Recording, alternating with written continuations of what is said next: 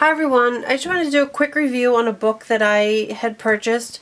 I got this book about 6 months after I got my Imagine, and the reason I got this was I needed something that had RGB codes and colors in it that were more accurate than what I was seeing on my Imagine screen.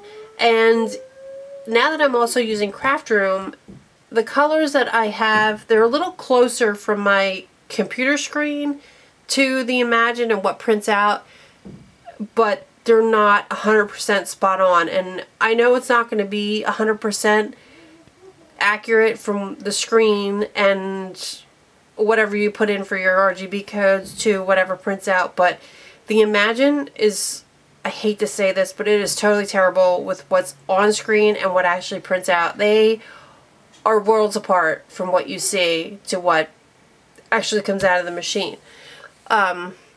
So I got this book to help me with that, and it's been really good as far as, like, if I have a piece of paper and I need to match up a color blue, I can go to this and I can go down and look through all the colors and say, aha, this one's kind of close, and I can kind of tweak the color a little bit and still come out closer using this than I could if I tried to plug it in on my Imagine.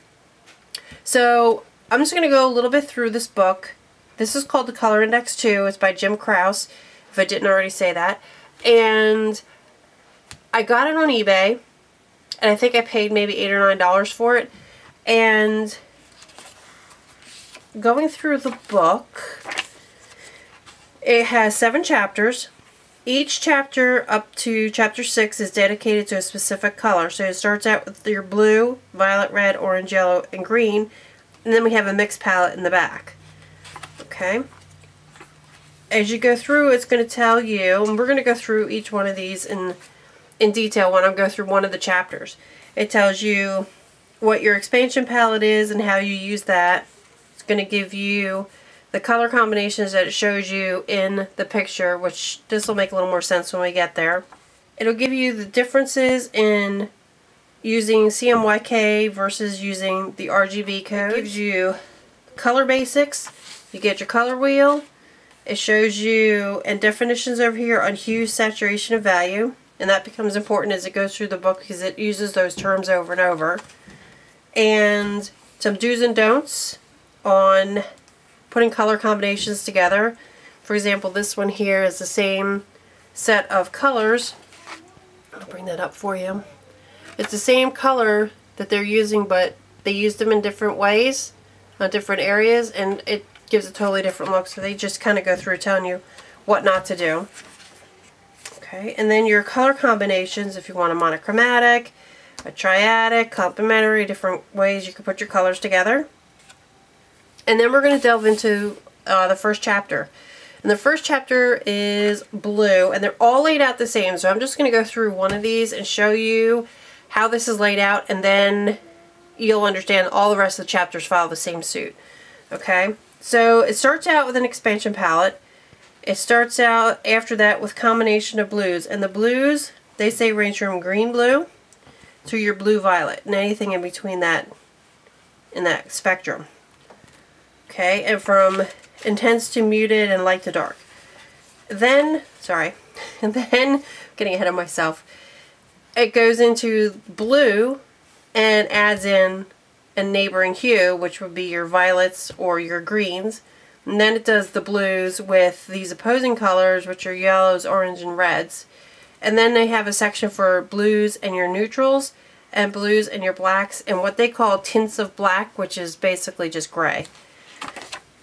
So, your expansion palettes are on these first 2 pages in your chapter, and they give you the CMYK color code as well as your RGB values, and they go from the green-blue to the blue-violet and all the colors in between that they are going to use within this specific book in this chapter. Into the beginning, we got our combination of blues. They start out with a 3-color combination, and they give you an example of what that looks like if you put it together. Okay, then they'll go into a 4-color combination, and they give you again another picture using those colors together. And then they'll go into a 5-color combination and show you a picture of that as well. Then they'll get into the blues and your neighboring hues, which in the blue, if we go back to the beginning, our neighboring hues are green and purple. So they start out with your greens, and they mix in the blues and the greens.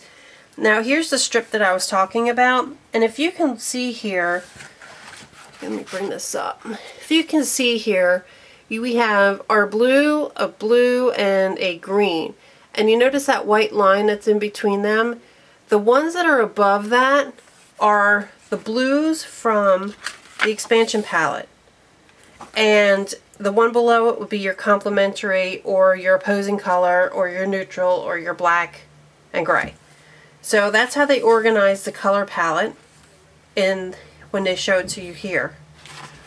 Okay, so then we'll go into your blues and your purples in your neighboring hues. And then we'll go into a 4-color combination. And then they'll go into a 5-color combination. And then they do the same thing with the opposing hues, which were your, go back here and look again, yellow, orange, and red.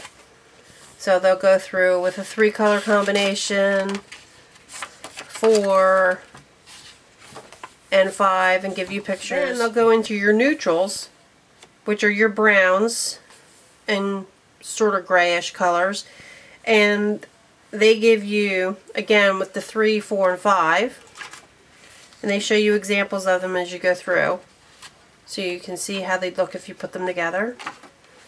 And then they'll go into your black and gray, tint of black, and those combinations together as well. Then in chapter 7, what they did is they took all the combination of colors from the color wheel and they mixed them together. So they'll show you combinations if you want to put your 3-color combinations together, what they'll look like. Boy, does that look like 70s or 80s or what? That's scary. Then you have your other color combinations, your 4 color combinations, your 5 color combinations of all the colors, and these are all the saturated hues. Then they'll go into the semi-muted. I think that's what's next.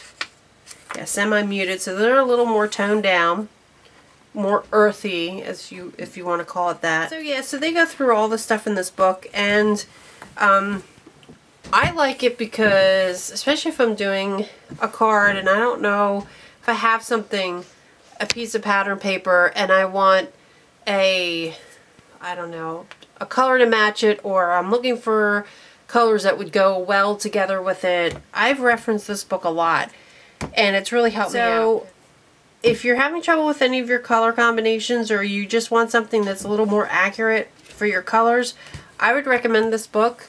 It's helped me out a great deal. And yeah, that's pretty much it for the book. So if you have any questions, please let me know. Thanks.